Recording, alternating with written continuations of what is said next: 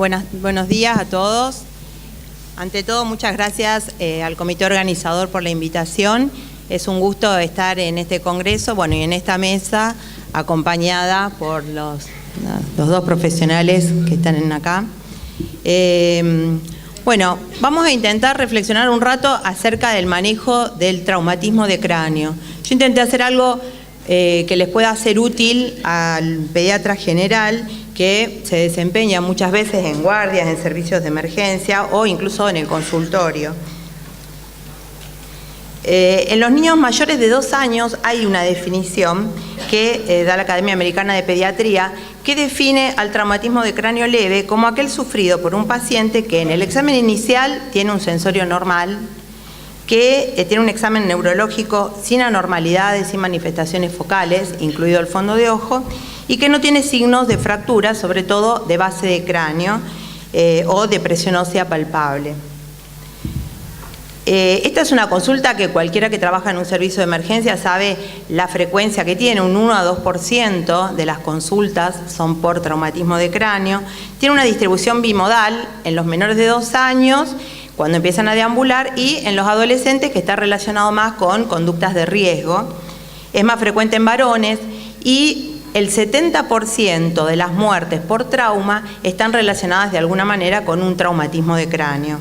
Y según un estudio, solamente menos del 1% de los pacientes que tienen traumas leves tienen lesiones intracraneales significativas. ¿Por qué se produce esto? ¿Qué pasa? Los chicos ya sabemos todos que son cabezones, entonces ante una caída un adulto tiende a caer de rodillas. El chico se golpea la cabeza. Además tiene una musculatura cervical relativamente más débil, lo que permite que haya lesiones a ese nivel. Planos óseos más lisos y más deformables, son elásticos, flexibles, y un mayor contenido espinal de agua que de mielina, lo que favorece también que pueda haber lesiones a ese nivel. Pero acá nos interesa de fisiopatología solamente esto, porque esto hace al tratamiento que vamos a hacer, al enfoque, que es definir el daño cerebral primario y secundario. El daño cerebral primario es cuando se produce la lesión por un trauma directo, por fuerzas de aceleración, desaceleración, por contragolpe. El paciente va a tener una determinada lesión y esa lesión no es modificable generalmente y nosotros con la terapéutica no podemos hacer nada por esa lesión. A partir de procesos intracraneales y sistémicos que genera esa lesión primaria, se van a generar lesiones y daños secundarios. Y ahí sí está nuestro foco de atención, porque esos generalmente son prevenibles y modificables con el tratamiento. Y la mayoría también son anticipables. O sea que la mayor reducción de la mortalidad del traumatismo de cráneo resulta de prevenir el deterioro y el daño cerebral secundario. Ahí es donde nosotros nos tenemos que enfocar. La actuación del pediatra de emergencia sobre el paciente con traumatismo de cráneo obviamente que va a estar determinada por la evaluación de la gravedad del traumatismo de cráneo. ¿Cómo lo vamos a hacer? A través del examen físico, la anamnesis y eventualmente estudios por imágenes. Vamos a ver un caso clínico. Un niño de 3 años se resbala, cae de espaldas, golpea con la región occipital en el piso, desde su altura, llora inmediatamente y presenta varios vómitos. 30 minutos más tarde consulta al servicio de emergencias, vuelve a presentar un par de vómitos más. Al examen el paciente está lúcido, reactivo, con un Glasgow de 15/15, no tiene ninguna alteración evidente ni en el examen general ni en el examen neurológico. Bueno, esto para que lo piensen, no que lo respondan, cada uno se responde qué haría en este caso, ¿sí? Si recibe al paciente. Lo interna para observarlo, le realiza una placa de cráneo, le realiza un TAC de cráneo o solicita una interconsulta al neurocirujano para que decida si le hace una placa de cráneo, un TAC de cráneo o lo interna, ¿no? Decíamos que vamos a determinar de acuerdo al examen físico. En el examen físico, como en cualquier paciente pediátrico que ingresa al servicio de emergencias, lo primero que vamos a hacer es una aproximación a través del triángulo de evaluación pediátrica. Vamos a evaluar el aspecto general, sobre todo acá nos vamos a focalizar en el estado de conciencia del paciente. Vamos a evaluar el trabajo respiratorio buscando si hay algún tipo de anormalidad en el patrón respiratorio. Vamos a ver la circulación, si tiene alguna alteración hemodinámica. Vamos a hacer la regla de los ABC, como hacemos habitualmente en trauma. Bueno, después Euge nos va a hablar del tema, pero bueno, vamos a hacer el ABCDE con todo lo que implica en el trauma. En el segundo examen físico, vamos a hacer obviamente un examen físico completo, pero centrándonos más en lo que es el examen neurológico. ¿Sí? Vamos a ver el sensorio, el estado del paciente. Vamos a hacer un mini examen neurológico, vamos a evaluar parálisis, paresias, signos de foco, vamos a evaluar las pupilas, si son simétricas, el tamaño, la respuesta a la luz. Y en este momento vamos a hacer también el Glasgow o el Glasgow modificado según la edad. Mientras tanto, si tenemos otra persona que pueda ir investigando, sería importante que uno lo pueda hacer simultáneamente porque hay datos importantes que se pueden obtener. Vamos a ver hora y lugar para saber cuánto tiempo hace, cómo fue el mecanismo del traumatismo de cráneo, si tuvo síntomas iniciales, si tuvo pérdida de conocimiento, si tuvo vómitos. Vamos a ver antecedentes de jerarquía, si el paciente tiene alguna medicación que toma, si tiene alguna patología previa, vamos a ver la última ingesta, antecedentes de alergia. Y también es importante que hagamos la valoración, que preguntemos la valoración de los padres, porque nosotros al paciente no lo conocemos. Cuanto más chiquitos son, más difícil es establecer realmente cuál es el estado de conciencia del paciente. Entonces es interesante siempre tener en cuenta la opinión de los padres. Te dicen, no, él no es así tan tranquilo, o lo veo que está excitado. Y también en algunos casos, bueno, si es un paciente con algún déficit de base neurológico, bueno, también para conocer esos datos. En este momento también vamos a pensar si lo que nos están contando pega con lo que nosotros vemos, porque si nos dicen este chico, bueno, lo recibimos y nos dijeron que estaba jugando con el hermanito en el piso, el hermanito le dio una patada en el ojo y le pasó esto. Pero si al mismo tiempo le vemos que en el hombro tiene una mordida y que tiene una lesión por quemadura en otro lado, bueno, ahí ya vamos a sospechar otra cosa. Siempre en el traumatismo de cráneo, sobre todo cuando más chiquitos son los pacientes, tenemos el fantasma del síndrome del niño maltratado, así que siempre ver eso, si el relato que nos cuentan coincide con la lesión que tiene el paciente. En este momento vamos a empezar a analizar síntoma por síntoma, las cosas más frecuentes, y ver qué jerarquía le vamos a dar a cada síntoma. La pérdida de conciencia es algo que asusta. Es difícil en el paciente pediátrico determinar la pérdida de conciencia, las madres se asustan muchísimo.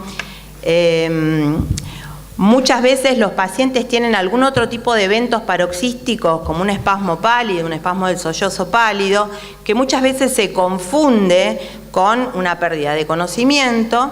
Entonces hay que hacer un buen interrogatorio para ver si realmente fue pérdida de conocimiento o si tuvo solamente un espasmo pálido.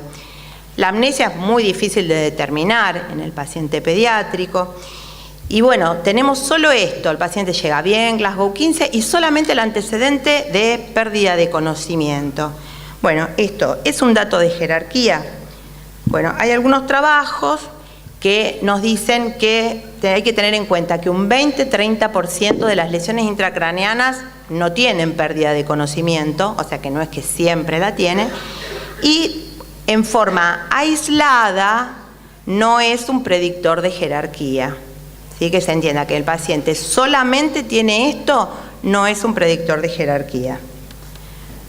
Los vómitos lo mismo, cuando el vómito es el único síntoma, así sean 2, 4, Es infrecuente que el paciente que tenga solo vómitos vaya a tener lesión intracraneana y es muy infrecuente que vaya a tener una lesión intracraneana clínicamente significativa. La cefalea lo mismo, en forma aislada, sin otros síntomas acompañantes, no es probable que se asocie a lesión clínicamente significativa. El mecanismo de lesión tampoco. Fíjense que hasta ahora vamos viendo 4 cosas que son frecuentes que veamos y que ninguna sola en forma aislada se asocia a lesión intracraneana. Otro tema cuando pasamos a hablar de Glasgow. Acá sí, este es un predictor importante, el score de Glasgow. Hay discusiones entre diversos autores, algunos ponen el TEC leve solo 15, otros 14 y 15, 13, 14 y 15. Cuando uno ve la asociación, el riesgo de lesión intracraneana asociado al Glasgow, vemos que el que tiene un Glasgow de 15 tiene un riesgo de lesión intracraneana de un 2 o 3%. El que tiene 14 tiene un riesgo de 7-8. Y el que tiene 13 tiene un riesgo de 25%. La verdad que yo tacho la doble porque demasiado riesgo, no podemos asumir que un paciente tiene un TEC leve con esos porcentajes. Hay muchos grupos que, bueno, acuerdan con esto de catalogar el TEC leve como el que tiene un Glasgow de 15 al ingreso. Este es un predictor muy importante.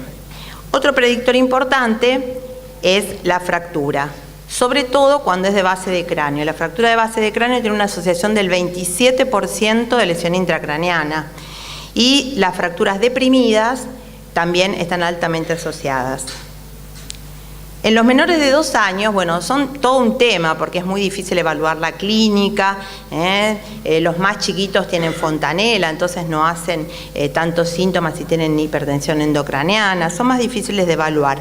Hay 2 parámetros que son fundamentales. Uno es los hematomas, los cefalomatomas, y otro las fracturas. El 90% de los pacientes de menos de 2 años con traumatismos tienen hematomas. ¿A cuáles le vamos a dar más jerarquía? A los que tienen localización no frontal. El 95% de las fracturas, a su vez, tienen hematomas. Esto está bueno porque es un signo bastante botón, enseguida nos damos cuenta. Y se sabe que a mayor tamaño del hematoma, mayor va a ser el riesgo de lesión intracraneana.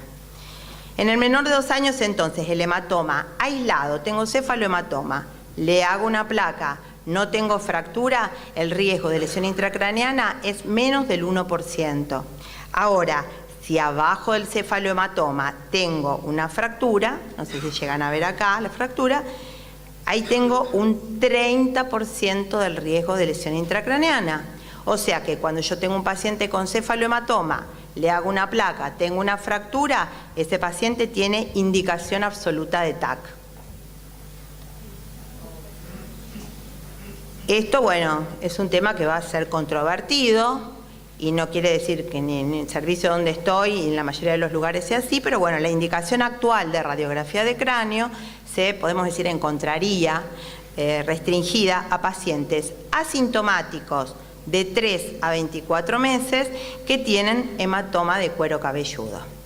¿Sí? En el de menos de 3 meses es otro tema, es probable que le hagamos una tomografía, y en el de más de 24 meses, bueno, ya tenemos la clínica para manejarnos. Cuando vamos a hablar del tratamiento, tenemos una cuestión, que es que cuando tenemos pacientes graves, ¿sí?, con fractura de base de cráneo, como en este caso, es fácil, digamos, no es que es fácil el tratamiento, pero sí es fácil conseguir guías. Tenemos muchísimas guías, material actualizado acerca de qué es lo que tenemos que hacer. ¿Cuál es el problema? Que el 97% de los pacientes que se evalúan en guardia y 75% de los que realizaron TAC tenían un TEC leve, no tenían una fractura de base de cráneo.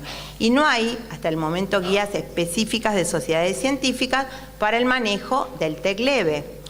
Ahora, hace unos años, bueno, tenemos algo de que agarrarnos, que es a partir de un trabajo muy grande con 42.000 pacientes que se hizo en Estados Unidos a través de una red de investigación muy grande. Bueno, se hizo este trabajo y en base a este trabajo ellos ya lo validaron y validaron algoritmos de actuación, ¿sí? ¿Para qué nos sirve este algoritmo que les voy a mostrar? Esto nos sirve para identificar niños con muy bajo riesgo de lesión intracraneana en los cuales se podría obviar la tomografía de inicio. No quiere decir que a ninguno de los que obviamos en principio no le vayamos a hacer después, ya vamos a ver ejemplos, ¿sí? Quiere decir que en principio diagnostico este paciente y digo, puedo esperarlo y ver cómo evoluciona. Ellos, bueno, evaluaron 42.000 pacientes, ya les decía. Doctora, quedan 5 minutos. Sí, con cualquier cantidad de signos, síntomas, y ellos vieron que hay 6 cosas principales que puede tener el paciente, sean síntomas o signos, que es lo que estuvimos hablando hasta ahora. Sensorio alterado, fracturas de cráneo, pérdida de conocimiento, el mecanismo de la injuria, cefalomatomas y que el paciente esté raro, que tenga cefalea o que esté raro. Y evaluaron para cada edad un algoritmo, para menores de 2 años y para mayores de 2 años. En menores de 2 años, cuando ingresa el paciente, vamos a evaluar el Glasgow y la presencia de fracturas. Si el paciente tiene un Glasgow de 14 o menos, o tiene signos de fractura palpable, este paciente tiene un riesgo de casi un 5% de lesión intracraneana y nos sugieren que le hagamos tomografía. Si el paciente tiene un Glasgow de 15, no tiene fracturas palpables, vamos a pasar a evaluar los otros 4 síntomas. Tuvo una pérdida de conocimiento de más de 5 segundos, el mecanismo de la injuria es severo, o sea, un accidente de automovilismo con eyección, se cayó de altura, es un peatón atropellado. ¿Tiene hematomas que sean no frontales? ¿O el paciente está raro, según la mamá? Si no tiene ninguno de los 2 de arriba y ninguno de los 4 del medio, ese paciente tiene un riesgo de lesión intracraneana del 0,02%, o sea, prácticamente inexistente. Y alguno que tuvo una lesión intracraneana no fue clínicamente significativa. O sea que con este nos quedamos tranquilos y decimos, no le hacemos tomografía. Fíjense que ahí ya tenemos un 68% de la población que sabemos qué hacer. A los de arriba, que son un 13%, le hacemos tomografía, a estos no le hacemos tomografía. Nos quedan los del medio, que tienen alguno de estos signos aislados, que habíamos dicho que no son factor de riesgo para lesión intracraneana. Bueno, a esos los vamos a dejar internados y los vamos a observar, ¿sí? Entonces vamos a ver, el paciente entró con vómitos, pero mejora. Entró con pérdida de conocimiento, con el antecedente, pero bueno, evoluciona bien con un Glasgow normal. A las horas le damos el alta. Si el paciente agrega síntomas o persiste con los síntomas, lo vamos a hacer una tomografía. Con el mayor de 2 años, vamos a hacer igual. El paciente llega con un Glasgow de 14 o una fractura de base de cráneo, le hacemos tomografía. Si no tiene un Glasgow 15, no tiene fracturas, evaluamos los otros 4 ítems. Si no tiene ninguno de esos ítems, podemos obviar la tomografía. Y si tiene alguno de los 4 del medio, que dijimos que por sí solos no tienen riesgo, lo vamos a dejar internado y vamos a observarlo. Si ustedes están en un lugar de baja complejidad, no tienen experiencia, están en un consultorio, lo derivan a un lugar donde se lo pueda observar. Entonces, pacientes con hallazgos aislados, como pérdida de conocimiento, cefalea, vómitos, cefalohematoma frontal aislado en el mayor de 3 meses, tienen riesgo de injuria cerebral menor al 1%, por lo cual podría ser apropiado observarlo sin TAC inicial. La TAC debería ser fuertemente considerada en el paciente que tiene fracturas palpables o de base de cráneo según la edad, hallazgos múltiples, más de un síntoma, empeoramiento o persistencia de los signos y síntomas y el menor de 3 meses, que es todo un grupo separado. A partir de este estudio, bueno, evitamos TAC iniciales y la verdad que tenemos algo de que es sostenernos. Se le da mucha jerarquía acá también, hay varios trabajos acerca de la participación de los padres en la toma de decisiones acerca de si le hacemos o no la tomografía. Bueno, nosotros la verdad que todavía no tenemos esa política, pero bueno, sería interesante ir viendo.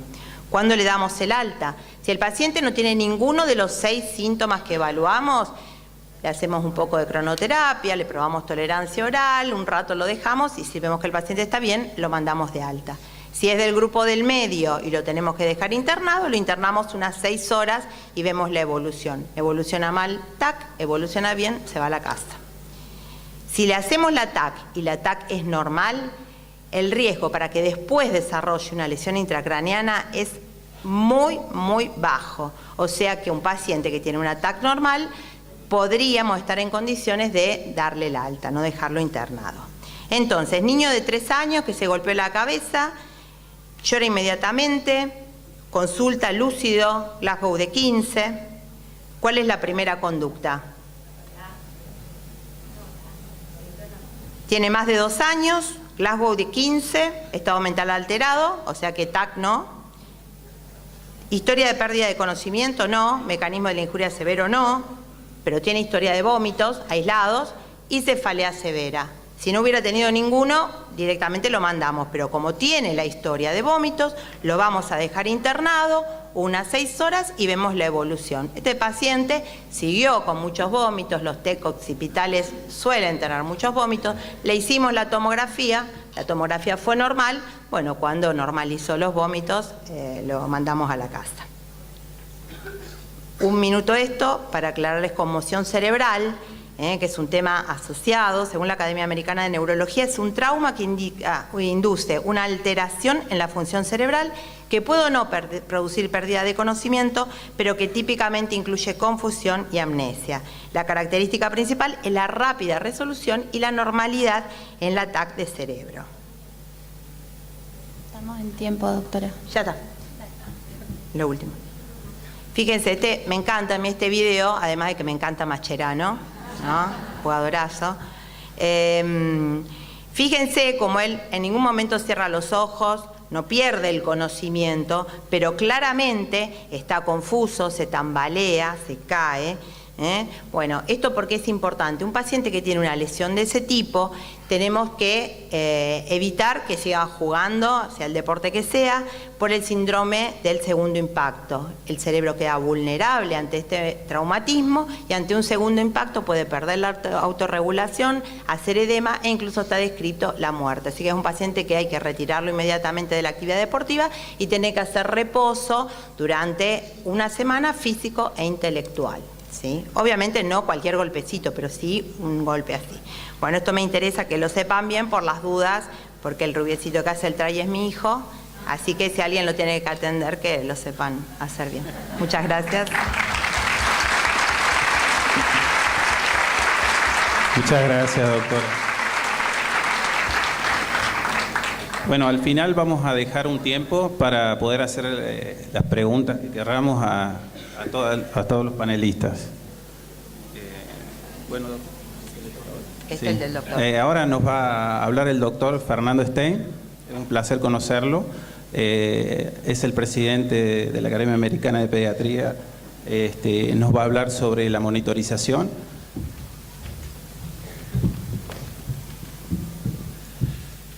Buenos días, muchas gracias por la invitación y por venir a participar en esta discusión. Mucha gente me pregunta, yo soy guatemalteco, crecí en Guatemala, fui a la Escuela de Medicina en la Universidad de San Carlos en Guatemala y de ahí hice mi especialización en Houston, donde hasta la fecha trabajo. Y actualmente estoy teniendo la oportunidad de servir como presidente de la Academia Americana de Pediatría, pero mi trabajo fundamental es que soy especialista en cuidados intensivos pediátricos. Tengo la credencial número 3 en Estados Unidos. Soy de los primeros que empezó. Y en el proceso he aprendido muchas cosas. Y una de las fascinaciones clásicas del intensivista joven es el enamoramiento con los aparatos, particularmente los monitores. La mortalidad en intensivo de la época en que yo empecé al final de los 1970s a la fecha, cuando empecé era cerca del 30%. 1 de cada 3 niños que entraban a nuestro intensivo salía muerto. Y a la fecha, Estados Unidos, a partir del 2013, es aproximadamente entre el 3 y el 4%, una caída precipitosa. Pero cuando uno analiza cuáles son las causas por las cuales la mortalidad ha bajado tanto, es por el trabajo en equipo. No es un aparato, no es un respirador, no es un antibiótico, no es una nueva amina simpatomimética o algún químico raro. Es el trabajo en equipo. He tenido la fortuna de viajar por la región, y a la región me refiero de Canadá a la Patagonia, principalmente toda la América Latina durante todos estos años. Y una de las cosas interesantes es que cuando me invitan a visitar un intensivo y paso el umbral de la puerta, empieza la apología. Es que fíjese, doctor, que no tenemos, y no tenemos esto, y no tenemos aquello, pero todo aquello que no tenemos se refiere a aparatos. Y les prometo que ahí no está la respuesta al buen cuidado intensivo. Y hoy voy a hablar un poquito sobre las alarmas, que creo que son icónicas de las opciones que tenemos a futuro para implementar buen cuidado intensivo en América Latina. ¿Qué realmente monitorizamos? Y le pongo a ustedes aquí una lista de diagnósticos teóricos, y entran pacientes así al intensivo y les medimos frecuencia cardíaca, ritmo respiratorio, presiones, temperatura, etc. Y de ahí otro grupo con traqueitis, intento de suicidio, politraumatismo, postcardiocirugía, y monitorizamos lo mismo. Y entonces el propósito de la monitorización debiera ser el predecir que un evento va a suceder. Pero como se implementa hoy en día, es como decimos en Guatemala, después del trueno Jesús María. Es después de que sucedió el evento suena la alarma. La confiabilidad de las alarmas puede ser cuestionada, la validez del proceso de monitorización puede ser cuestionado, y realmente la facilidad de uso. La terapia de meta dirigida ha cambiado mucho la forma en que practicamos intensivo, pero la detección temprana de pacientes a riesgo, seguida de intervención y estabilización para prevenir eventos tales como el paro cardiorrespiratorio y admisiones no anticipadas o muerte fuera del intensivo, fue la razón por la cual un intensivo fue creado. Que ningún paro sucediera fuera del intensivo, y que dentro del intensivo ningún paro sucediera sin anticiparlo. Y entonces esta es una de las diapositivas que yo les enseño a mis alumnos el primer día de rotación, y les pregunto si ustedes tuvieran que escoger alguna de las cosas que hay aquí para monitorizar a su enfermo, ¿cuál escogerían? Y hay quien dice el monitor, otro dice esto, la enfermera, la CIA. La CIA es la que tenemos que usar. Sentarnos al lado del enfermo, a ver, oír, observar, pensar. La predicción del paro cardíaco ha sido una de las cosas icónicas que hemos tratado de hacer, y ciertamente los indicadores tempranos del paro cardíaco, su predicción y prevención son la idea ideal de la monitorización. Como les decía, las metas iniciales de intensivo era observación intensiva de pacientes con o en riesgo de inestabilidad fisiológica, con personal inmediatamente disponible para responder. Personal inmediatamente disponible para responder. Eso significa las colegas enfermeras y médicos. Y lamento participarles que en nuestro intensivo desde hace 16 años, los jefes nos quedamos de guardia de cuerpo presente, al lado de los residentes y al lado de las enfermeras, porque el niño más grave merece la mayor experiencia. ¿Hay alguna enfermera en el salón?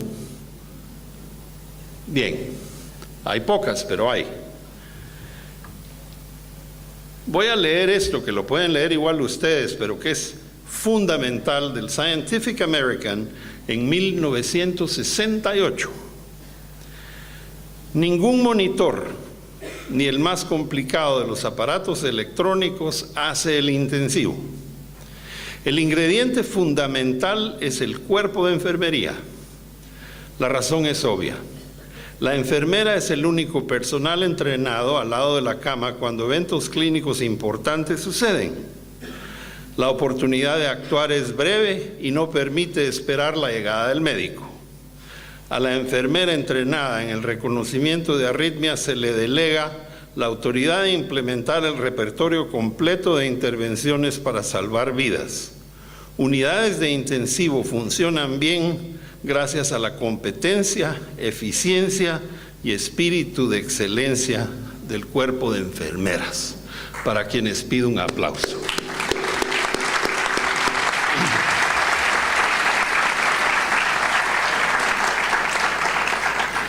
Ahora vamos a hablar de los monitores.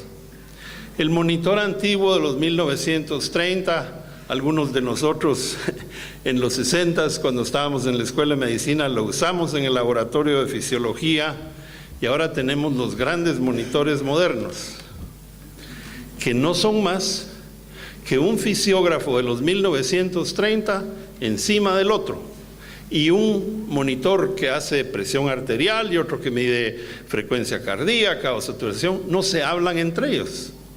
Son superimposiciones de aparatos. Y mientras más les ponen encima, más bonitos los hacen, más pitos, más flautas, más sonidos y más caros, en las decenas de miles de dólares. Y no hacen más de lo que hacía el original. Pero ¿cómo llegamos aquí? Porque uno de estos juguetes, como el que ven en el lado derecho, cuesta fácilmente $40,000 y no hace mucho.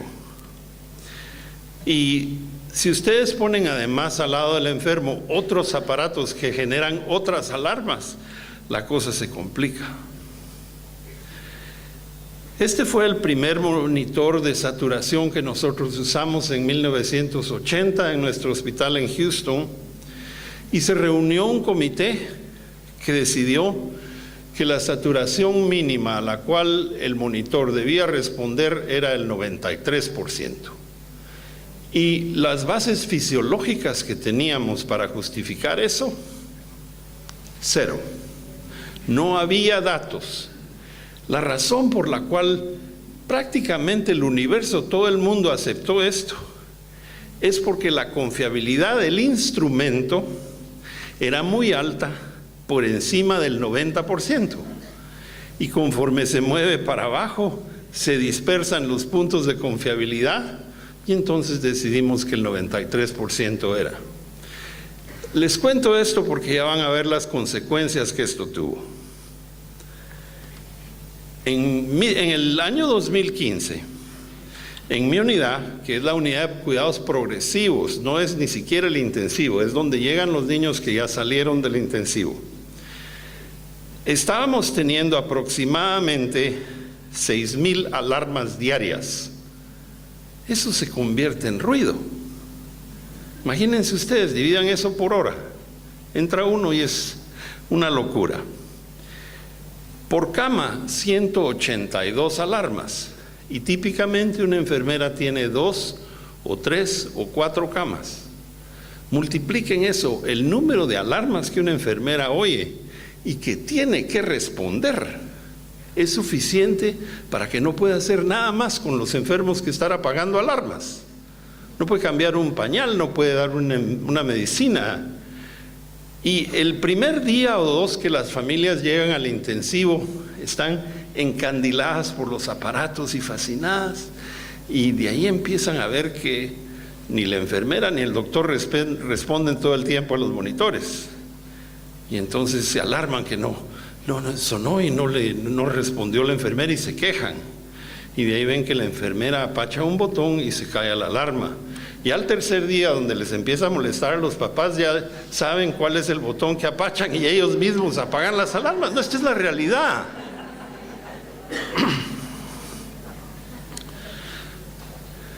La mediana de alarmas por enfermera por turno, 178. 14 a 15 alarmas por hora. Bueno, si una hora tiene 60 minutos en Argentina, como en Houston, prácticamente cada 3 minutos tienen que ver, oír, discernir si la alarma es real o no es real y apagarla. Ese proceso toma como 20 segundos.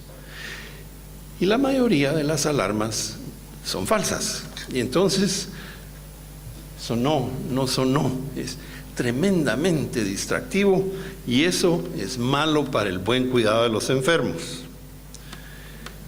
Hay un término que se usa ahora en todo lo de monitorización que son la inundación de alarmas y se define como más de 10 alarmas en 10 minutos. Miren ustedes el número de inundaciones por día en nuestra unidad, 87 inundaciones por día. De tal manera que este problema había que resolverlo porque produce fatiga por alarma. Y eso ocurre cuando simplemente el ser humano se le expone a un gran volumen de alarmas y como resultado no se puede llegar a ser insensible a los sonidos de las alarmas. Y la desensibilización puede causar un aumento en el tiempo de respuesta o ignorar las alarmas y entonces pierden su propósito. El principal villano, la saturación de oxígeno. Aquí pueden ustedes ver que más del 50% del total de alarmas es la saturación de oxígeno, porque los buenos monitores son sensibles y entonces el niño mueve el piecito, o grita, o se da la vuelta, o suena la alarma. Y sobre todo, que hay unas cuantas reglas impuestas por el Food and Drug Administration de Estados Unidos, que, por ejemplo, que un aparato que está conectado a un enfermo no puede tener un tiempo de retraso en responder o sonar la alarma cuando se viola el umbral.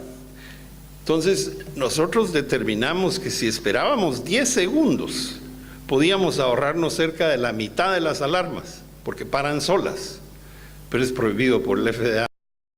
Nos tomó 3 años convencerlos.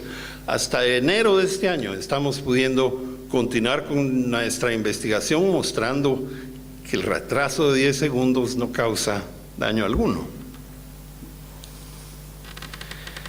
Entonces, la historia del monitoreo: en el 85 se continúa la saturación de oxígeno, los coeficientes de relación eran en la punta derecha de la gráfica que les enseñé, y las guías de aplicación en nuestro hospital fueron adoptadas por un grupo de viejos como yo, que fue pero casi una invención, ¿no? Y entonces tratamos de convencer a nuestras autoridades que era el niño que decía ahí viene el lobo, que si nosotros podíamos cambiar la cultura de entendimiento de para qué sirve una alarma, íbamos a poder crear un ambiente más seguro para el cuidado del enfermo, más agradable para las enfermeras, aumentar la eficiencia y mantener al niño y la familia más calmada. Una de las cosas que se implementaron fueron diferentes niveles de alarma: mensaje, aviso, alarma, alarma y crisis. Esto se hace con un aparato secundario, pero todavía no lo hemos llevado a la aplicación clínica, pero se los cuento porque pronto lo van a ver. Aquí está el resultado de nuestra investigación, que muestra que la gran mayoría de alarmas se autorresuelven en 10 segundos, antes de que la enfermera pueda hacer algo.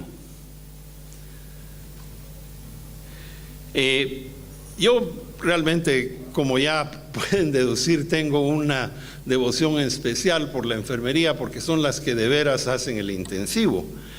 Mi maestro de pediatría, el doctor Gustavo Castañeda Palacios, me decía que para que un niño enfermo grave sobreviva, se necesitan 2 cosas: una enfermera excelente que lo cuide, que lo vigile, y un pediatra que no lo toque.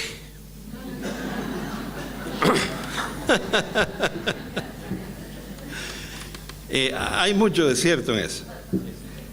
Este es el número de alarmas y el tiempo de duración con respecto a todas las alarmas relacionadas con saturación de oxígeno. Y estas es las alarmas por frecuencia respiratoria, alarmas, y entonces este es cuando se zafa un electrodo, otra fuente de alarmas falsas. Otros problemas asociados con el mal uso de las alarmas son los atrasos, la ansiedad para la familia, la cancelación de alarmas. Y las alarmas llegan a no ser eficaces. La fatiga de alarmas interfiere en el cuidado de la seguridad del paciente y la necesidad de contexto, porque la alarma dice la saturación de oxígeno está baja en la cama 7. Eso no nos dice nada del enfermo. Entonces la meta futura es minimizar la fatiga por alarmas y crear un ambiente seguro y cómodo para pacientes, familias y personal. Una colaboración con una compañía que es con quien hemos estado desarrollando un nuevo sistema de monitoreo con ecuaciones aleatorias entre los diferentes parámetros de los diferentes monitores, que en lugar de generar una alarma, generan una figura topográfica que cuando viola la topografía es cuando suena una alarma. Y entonces en nuestros primeros estudios experimentales hemos logrado reducir de 150 alarmas a 6 en un día determinado. Creo que tengo una gráfica de eso. En el proceso, y de nuevo la brillantez de las enfermeras, nos dimos cuenta que había ciertas horas del día donde había más alarmas. Y lo que descubrimos es que era en los momentos en que iban a cambiar los basureros y que somatan la tapadera y los niños se asustan y suenan las alarmas. Y algo tan sencillo como ponerle un acolchonamiento a la tapadera de los basureros hizo que bajara el número total de alarmas y el número de decibeles en el intensivo. De tal manera que la reducción del umbral de oxígeno la bajamos de 93 a 90 y tuvimos una reducción en un 20% en el número de alarmas sin que le pasara nada a ningún enfermo, porque no hay evidencia científica que el 93% sea mejor que el 92, que el 91 o que el 90. Esto ya lo tenemos publicado. Esta es una cama donde allá lejos está un niño en circulación extracorpórea. Y yo le pedí a uno de mis fellows que se parara viéndome a mí por unos 10 minutos y que cada vez que sonara una alarma me dijera cuál fue. De espalda al enfermo, fue el monitor de gases, fue el monitor del respirar. No pudo, ni yo tampoco. Son demasiadas.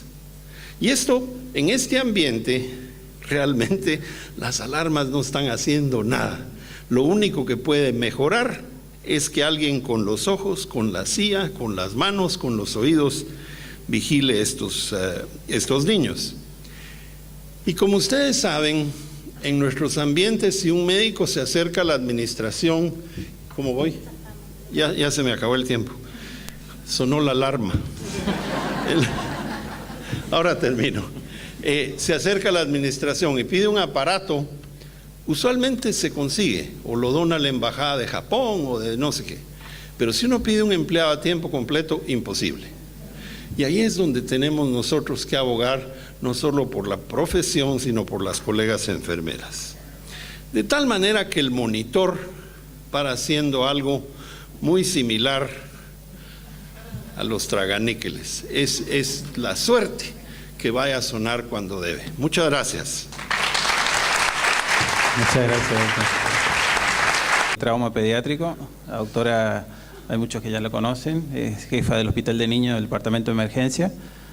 tiene mucha experiencia en emergencia y sobre todo en el tema que va a disertar.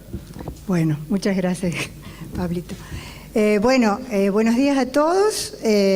Muchas gracias al comité organizador por la invitación y sobre todo muchas gracias a todos ustedes por permanecer sentados. En el año 1978, y de la mano del Colegio de Cirujanos Americanos en Chicago, nacen los ATLS. Advanced Trauma Life Support, soporte vital avanzado para el trauma, las primeras guías que nos enseñaron y que marcaron historia de cómo debíamos manejar a estos pacientes. A lo largo de estos casi 40 años, estas guías continúan siendo, con todas las modificaciones que han surgido, el gold estándar en el manejo de estos pacientes. El objetivo de esta charla es justamente repasar la atención inicial del politrauma a través de estos 40 años de los ATLS. ¿Qué sigue igual? ¿Qué cambió? ¿Qué hay de nuevo? Lo primero que cambió es la definición de politrauma. Para el ATLS, cuando nació, todos los politraumas eran graves. Y el politrauma que no era grave no era politrauma. Bien, eso es lo que ha cambiado. En la actualidad, lo de lesión grave se cambia por lesión aparente y el politrauma es aquel paciente, aquella víctima de trauma que tiene impacto en más de una región corporal. Para los que hacemos emergencias sabemos que el politrauma puede ser leve, moderado o grave después de la evaluación inicial. La otra cosa que cambió es quién lidera el tema de la atención inicial. La atención inicial del politrauma fue liderada y con mucho éxito y sobre todo por los cirujanos en los años 78. Luego fue liderada por las terapias intensivas para llegar a nuestra época en que es liderada por la emergencia tanto prehospitalaria como hospitalaria. Lo que no cambió de los ATLS, y no solamente no cambió, sino que no ha podido ser superado y además ha sido tomado como regla para evaluar cualquier paciente en situación crítica, es la regla de los ABC que nació de los ATLS, que nos enseñaron cómo debemos abordar un paciente traumatizado y cómo debemos solucionar los problemas del principio al fin. Y se debe comenzar por la vía aérea, seguido por la respiración, circulación, estado neurológico y finalmente dedicarnos a la exposición y a las lesiones que a veces son tan aparatosas que nos hacen distraer la regla de los ABC. Esta regla se puede ocupar en cualquier lugar, en el prehospital, en las salas de emergencia hospitalaria. Debe reevaluarse, por supuesto, cuando llega a los cuidados definitivos. El fallo en estabilizar la vía aérea es la principal causa prevenible de muerte en el paciente traumatizado. Por lo tanto, si grita, llora y habla, está todo ok, la vía aérea está permeable y el paciente está consciente. De lo contrario, la vía aérea puede estar obstruida o el paciente está con depresión de la conciencia. La lengua es la causa más común de obstrucción en el niño con depresión de la conciencia de la vía aérea y se debe a lo que nosotros llamamos optimizar, elevar el mentón, hacer maniobras de desobstrucción. Las almohadillas debajo de los hombros son útiles para liberar la vía aérea, que es lo primero que debemos hacer. El collar cervical se pone, ya vamos a hablar después 2 palabras de esto, se pone en el punto A. Y si el paciente después de solucionar el punto A no respira o respira mal, en el punto A también está contemplada la intubación orotraqueal. En el punto B hay que saber por qué no está respirando o respira mal. Hablamos recién de la depresión del estado de conciencia. La otra son las lesiones espinales por encima de C4. Y por último, las lesiones en tórax con riesgo inminente de vida, que deben solucionarse en el prehospital. Se solucionan habitualmente muy simple, con una bocata, una jeringa, o poniendo un parche en el caso de un tórax inestable o un neumotórax abierto. En el punto C hay que ver si el paciente cómo está circulado. El shock en pediatría, en el trauma, es en el 80-90% hemorrágico, seguido muy de lejos por el obstructivo, por el neumotórax a tensión o las lesiones de tórax, pero es diferente a la del adulto. La hemorragia puede verse o no verse, pero siempre está, y en caso de que esté hay que controlarla rápidamente. La hemorragia incontrolable es la segunda causa de muerte en la atención inicial del trauma. Hay que saber cómo controlar una hemorragia, que son medidas muy sencillas, no se necesita demasiadas cosas: comprimir, elevar el miembro, comprimir pulso o usar torniquete. La clasificación del shock hemorrágico de la TLS es muy buena, porque nos indica, de acuerdo a cómo está el paciente, dónde estamos parados, cuánto ha perdido. Si solamente está taquicárdico y ansioso, ha perdido un 15% de la volemia, pero si los pulsos ya bajan y está hipotenso, ya ha perdido hasta un 30%, y si además de eso está letárgico, ya ha perdido casi un 30%, y si además, en vez de estar taquicárdico, está bradicárdico, está claudicando la respiración y está en coma, ese paciente perdió más del 40% de la volemia y tiene una hemorragia exsanguinante, que en realidad se debe manejar en forma diferente al shock que nosotros estamos acostumbrados. También es muy importante la respuesta a la resucitación líquida en el caso de la circulación. Si el paciente tiene una rápida estabilización, ha perdido un 20, hasta un 20. Si lo compensamos parcialmente, entre un 20 y un 40, y si no tiene respuesta a la resucitación líquida, que se mide por el índice de shock, seguramente estamos en una hemorragia exsanguinante. La hemorragia exsanguinante en la atención inicial de un paciente traumatizado es muy importante, porque si uno no actúa en 1 a 5 minutos, probablemente lo perdamos al paciente antes de llegar al hospital. Hay solamente 4 cosas que pueden exsanguinar a un trauma, entonces es bueno recordarlo. Si yo tengo una lesión de los grandes vasos, como los vasos del cuello, o la zona inguinal, o la radial, o la poplitea, seguramente se me va a exsanguinar en menos de 5 minutos. Si yo tengo una lesión en tórax con hemorragia interna o en abdomen, igualmente. Si yo tengo un trauma de hígado, sobre todo vaso, que son órganos que sangran muchísimo, puede llegar a exsanguinarse. Y la fractura de pelvis inestable, por supuesto, es otra de las 4 lesiones que lo pueden exsanguinar. ¿Por qué es importante saber que el paciente está con una hemorragia exsanguinante? Más del 40% de la volemia, repito. Porque esos pacientes se manejan completamente diferente, y quizás esto es una de las cosas que más hemos evolucionado. A esos pacientes no hay que elevarle la TA hasta valores normales, porque va a sangrar más. No hay que elevarle la TA hasta que uno logre cohibir la hemorragia en el quirófano o por otros medios.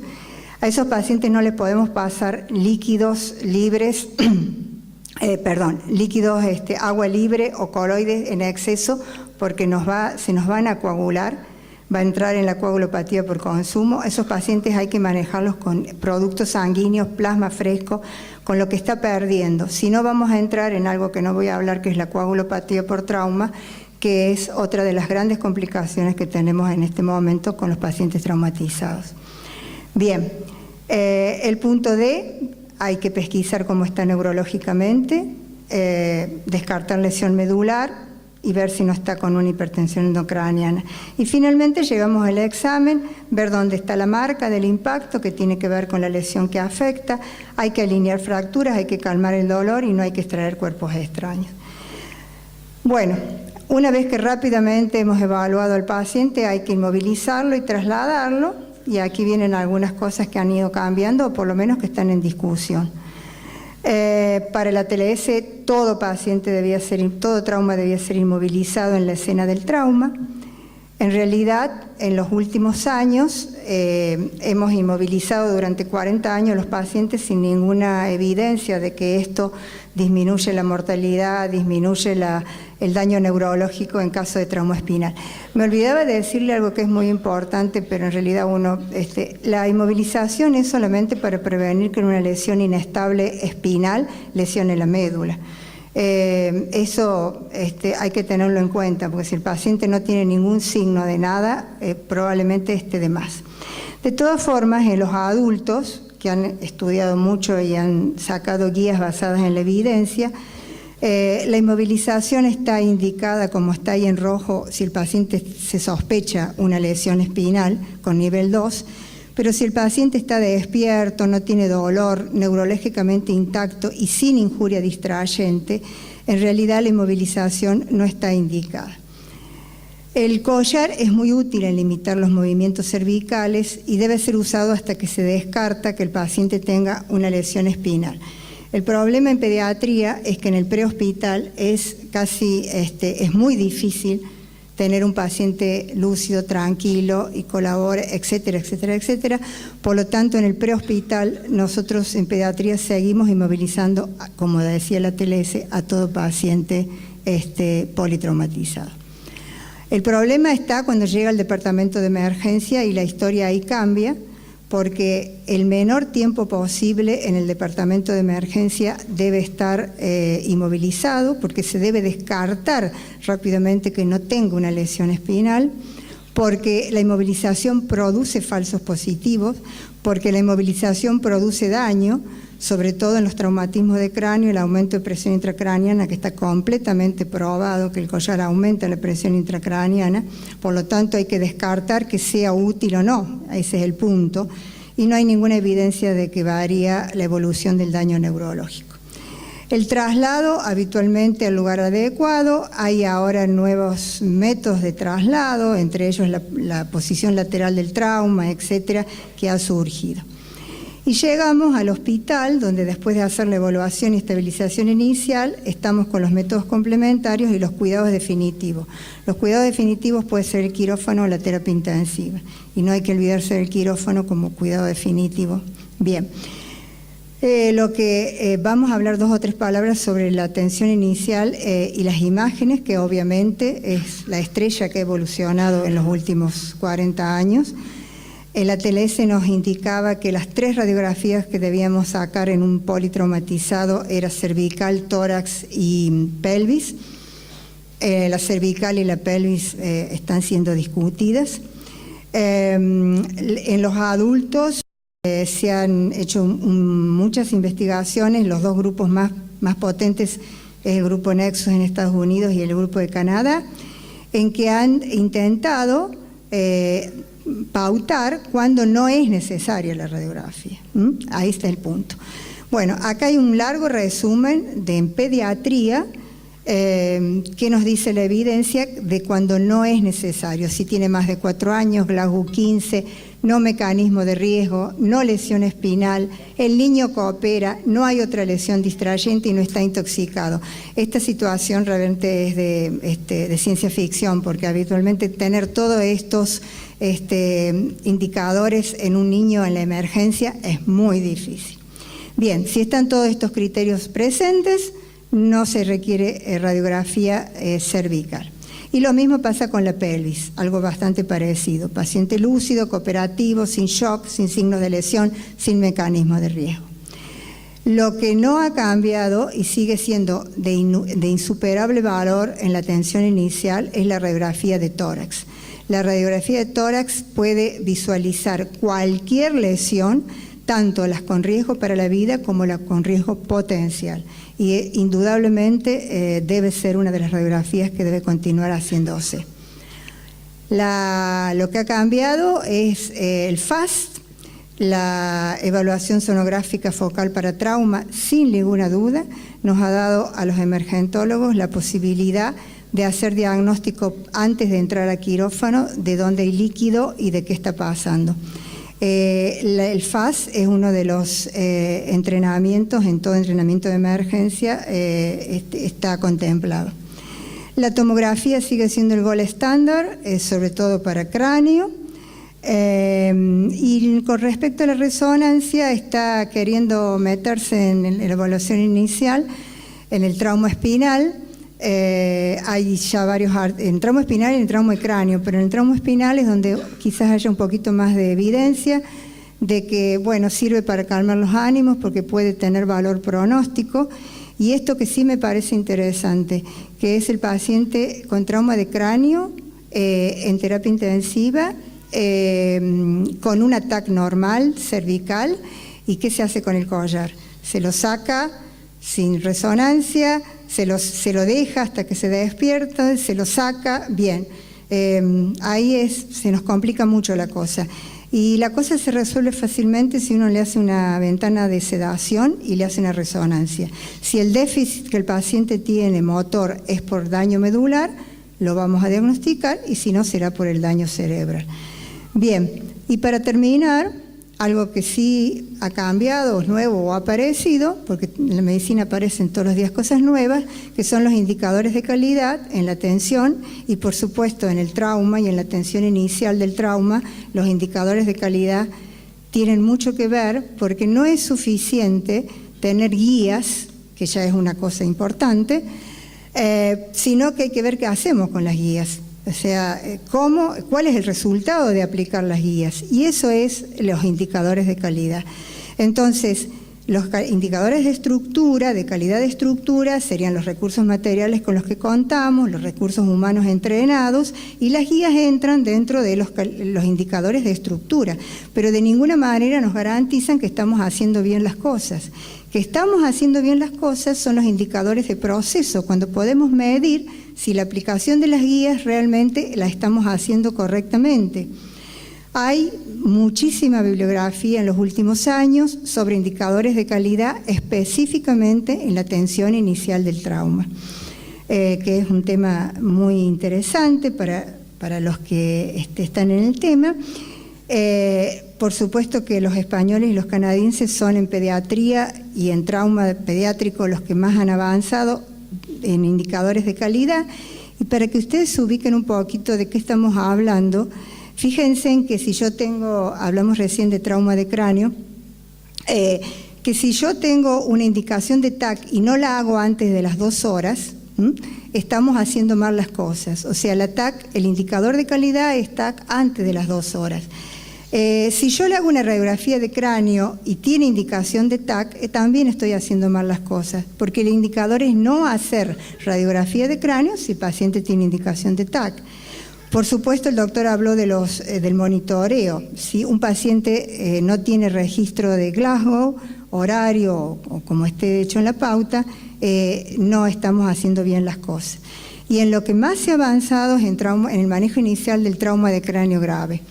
El indicador de calidad en la emergencia del trauma de cráneo grave es que yo lo debo tener intubado antes de los 10 minutos, lo debo tener monitorizado en la sala de emergencia con todos los parámetros que tengan que ver con las complicaciones que puede tener o el daño secundario como TA, saturación, frecuencia cardíaca. Si el paciente se me choca, si el trauma de cráneo se me choca, yo lo debo sacar rápidamente porque si no va a dañar al cerebro. Si está con hipertensión endocraniana, lo mismo. Y después entra todo el mundo, todo lo que es alrededor del trauma de cráneo, como es la indicación de neurocirugía, la respuesta del neurocirujano, la TAC que la debo realizar antes de antes de la hora de llegada, debe entrar a quirófano si tiene indicación antes de la hora. La TAC debe estar informada antes de la hora. O sea, todo esto que lo sabemos, que debemos hacerlo, hay que medirlo para ver cómo estamos atendiendo a nuestros pacientes y qué le estamos dando. Bueno, y para terminar, estos son nuestros 17 residentes de emergencia pediátrica. Sin lugar a dudas, uno de nuestros mejores indicadores de calidad en el servicio.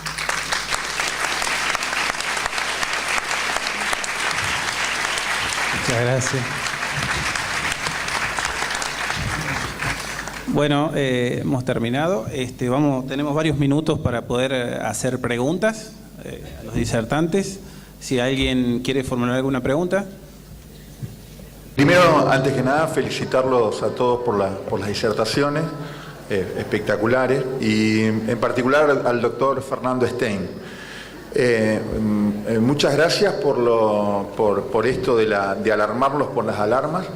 Y una pregunta, respecto a esto que usted está viendo de la aparición de fatiga por las alarmas, que si bien lo hemos observado, pero realmente alguien le puso el nombre a esto en algún momento, si usted tiene alguna sugerencia para hacernos de cómo trabajar con nuestras enfermeras y nuestro cuerpo de médicos respecto a esta fatiga de las alarmas.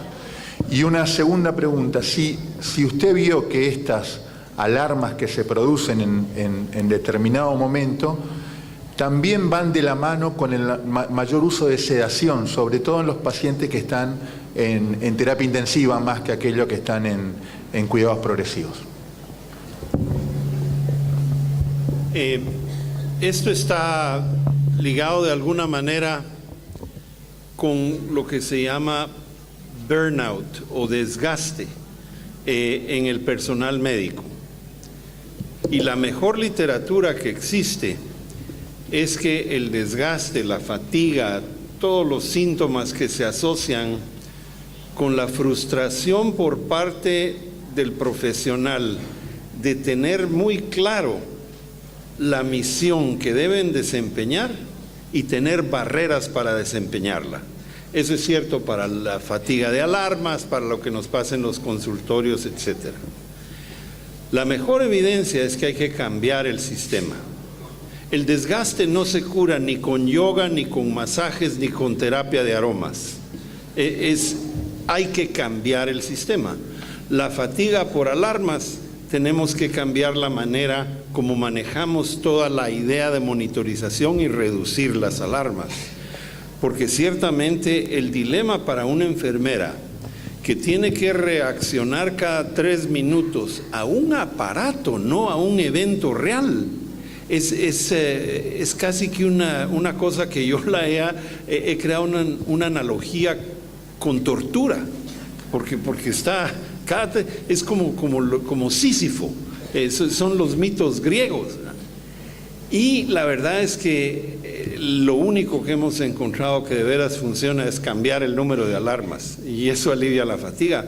Pero las consecuencias de lo que hemos estado haciendo tradicionalmente con alarmas, hay estudios ya bien documentados que enfermeras que han trabajado 15, 20 años en cuidados intensivos tienen pérdida de audición, de agudeza auditiva. Gracias, excelente pregunta.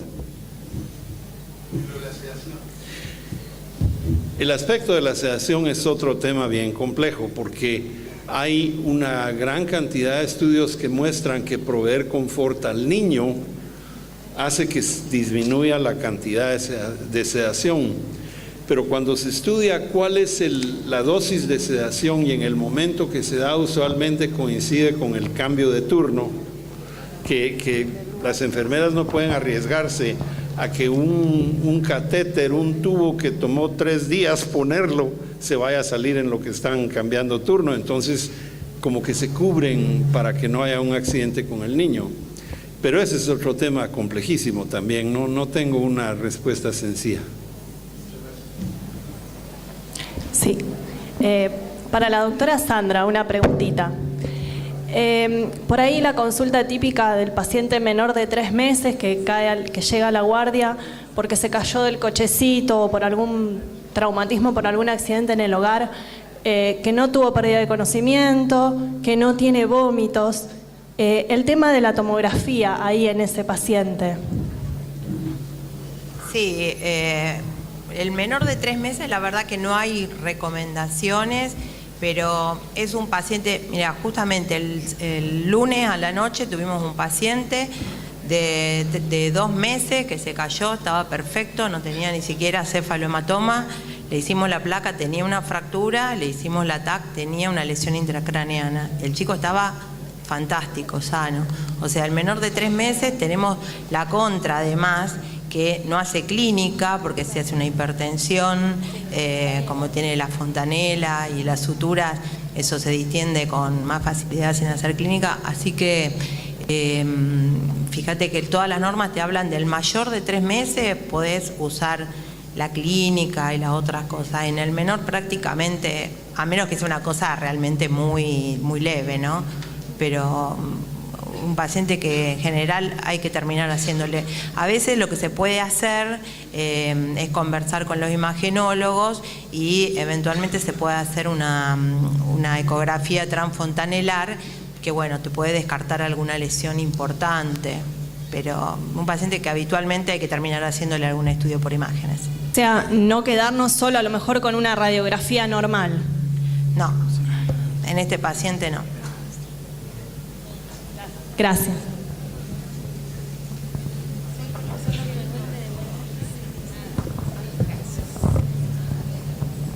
Hola. Allá. Buen día. Hola. Para la doctora Gordillo, más que nada. En mi caso particular trabajamos muchas veces con chicos de entre 2 y 4 años, que la principal causa del politrauma es la caída al vacío de 2 o 3 metros o que ruedan por la escalera. En ese caso, la mayoría de las veces los chicos llegan al hospital en brazos de sus madres después de que se subieron al colectivo y que pasaron por toda la capital federal. Con respecto al collar cervical o al tipo de estudio de ese paciente, ¿es necesario o se puede simplemente dejar en observación? Bueno, sí, esa es la pregunta del millón. Bueno, yo siempre les enseño a mis residentes que en realidad los chicos no son tontos. Si le duele el cuello, no lo mueve. Por lo tanto, se necesita algún tipo de experiencia en ver cuál es la reacción normal. Los 2 a 4 años es difícil porque la norma es que después de los 4 años que el chico teóricamente puede decir lo que le pasa, a los 2 años no. La norma es que, a ver, con respecto a la inmovilización y a la radiografía que tiene que ver con eso. Si yo clínicamente puedo descartar que no le duele el cuello y que no tiene contractura, no lo inmovilizo. El problema está en que yo pueda descartarlo. ¿Estamos?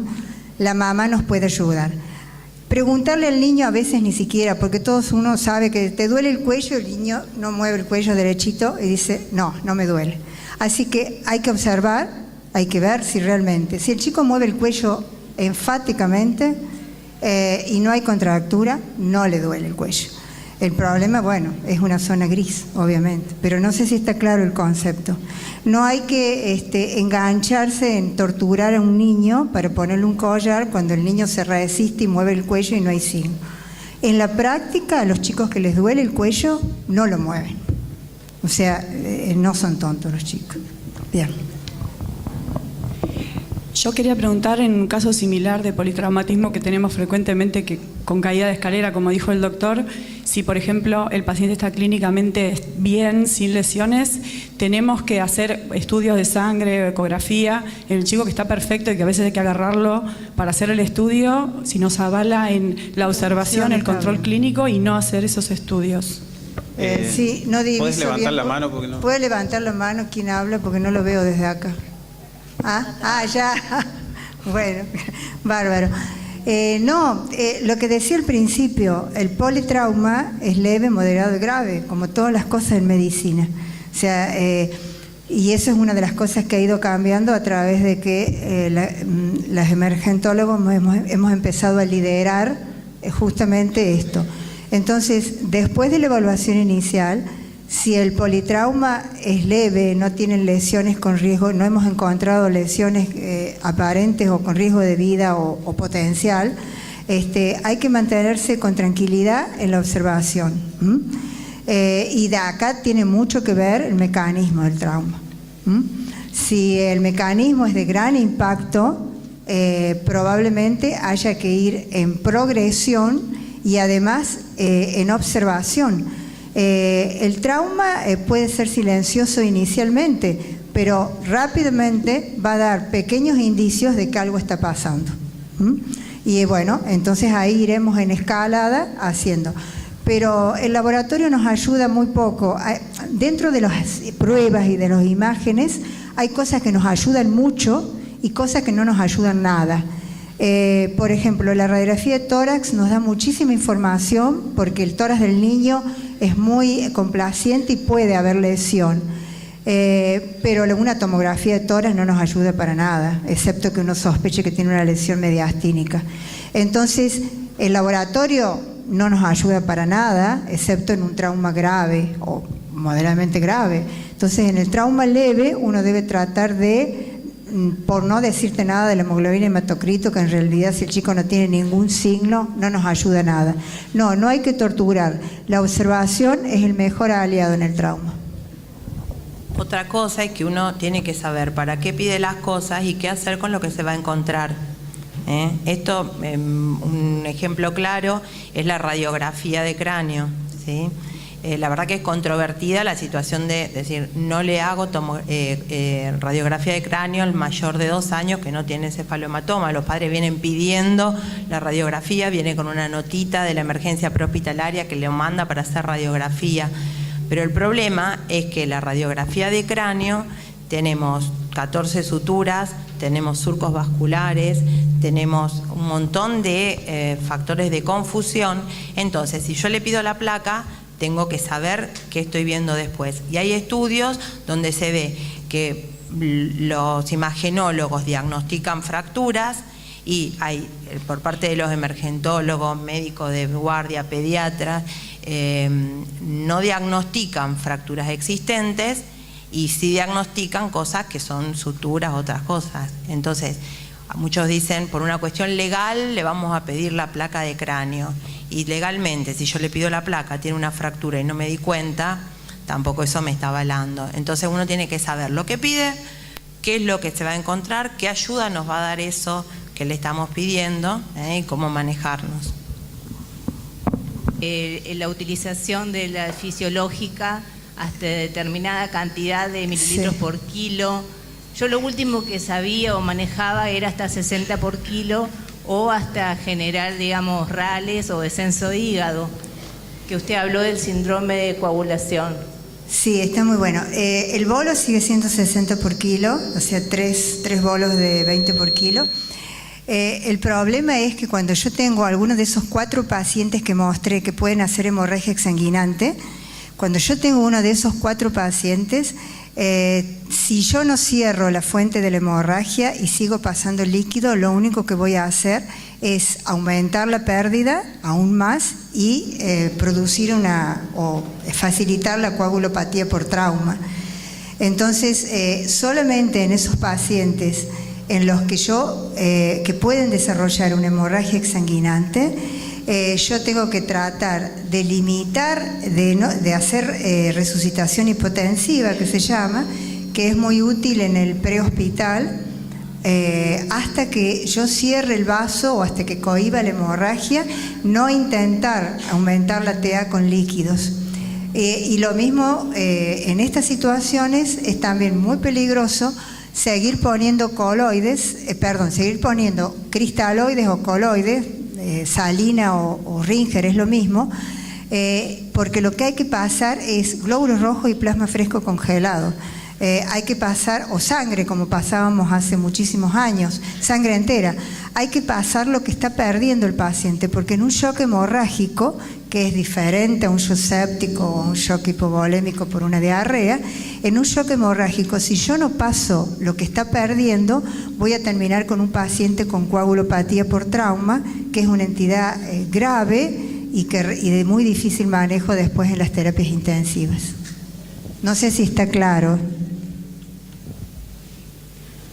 Yo vengo de Israel, que trágicamente los pediatras somos también médicos que por el servicio militar hemos hecho mucho trauma y por lo tanto la trauma en Israel tiene mucha importancia, especialmente la trauma por terrorismo. Lo que quiero decir es que principalmente el problema es de que el paciente sobreviva hasta que llegue a manos de un médico o de una unidad que la pueda tratar. Pero mi pregunta es sobre la coagulopatía. Nosotros usamos mucho el ácido transémico, el hexacaprón, como medida, no hablo en el hospital, hablo en los primeros auxilios, en las ambulancias. El tourniquet y el hexacaprón están salvando vidas y si uno enseña a la gente, a los paramédicos que vienen con la ambulancia, a usar esas cosas, llegan los traumatizados llegan a la sala de emergencia sin el problema de la coagulopatía o de la pérdida de sangre, que trágicamente estadísticamente es la segunda razón. Pero si uno ya el traumatizado está respirando, es la primera razón de muerte. Sí, estamos de acuerdo. Cohibir la hemorragia, por eso yo vuelvo a insistir sobre las causas que lo pueden sanguinar en minutos. Cohibir la hemorragia hay que aprenderla. Usted mencionó el torniquete, si hay que cohibir la hemorragia se puede usar cualquier cosa. Y al principio no sé no le entendí bien qué otra cosa estaban usando. Perdón, no tenemos experiencia nosotros en eso. En pediatría no hay ninguna experiencia. Sí sé en adultos, y nuestros amigos de urgencia lo usan muy bien y pero nosotros no hemos tenido experiencia.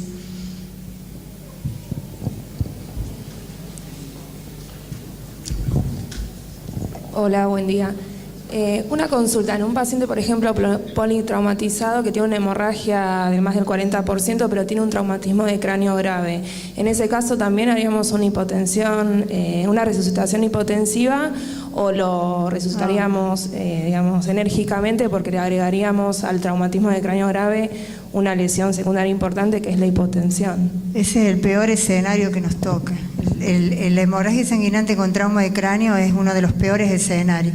No, en ese escenario no está indicado la hipotensión.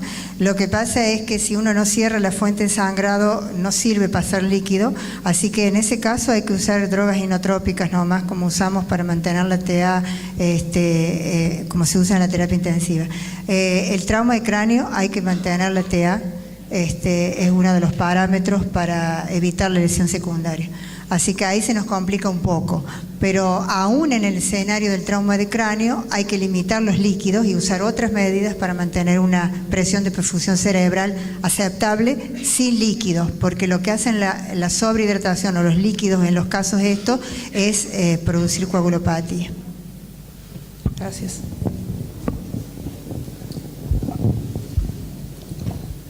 ¿Alguna pregunta más? Yo tengo una pregunta para la doctora Cortillo, ya terminamos. Y eso que es amigo mío. Queda muy poquito, sobre el EcoFAS. Lo que quería saber desde que se introdujo EcoFAS en el departamento de emergencia, si ha habido algún impacto en mortalidad, y acá en la Argentina, si los emergentólogos o pediatras digamos, están como avalados en poder utilizar este método complementario. Muy buena pregunta, Pablito. Bueno, nosotros no lo tenemos hace tanto, no sé si hace más de un año, pero en realidad estamos intentando un camino. Yo creo que como todo método complementario, no hemos medido mortalidad, ni impacto de mortalidad, y creo que si la mediríamos tampoco va a disminuir la mortalidad, porque en realidad es la decisión del cirujano de meter un niño a quirófano desde la sala de emergencia lo que salva la vida. Por supuesto que como todo método complementario tiene sus innumerables beneficios, entre ellos entrar con un diagnóstico certero a quirófano, en el taponamiento cardíaco también, y ahora están evolucionando hacia hacer un montón de cosas, como meterse en pleura, como un montón de cosas. Así que creo que es un método sumamente útil. Si vos me decís si va a bajar la mortalidad, no lo hemos medido, pero yo creo que la mortalidad en trauma pasa por las decisiones humanas y las decisiones de meter un niño a quirófano cuando tiene indicación, con o sin FAS. Bueno, muchas gracias, doctora. Muchas gracias a todos.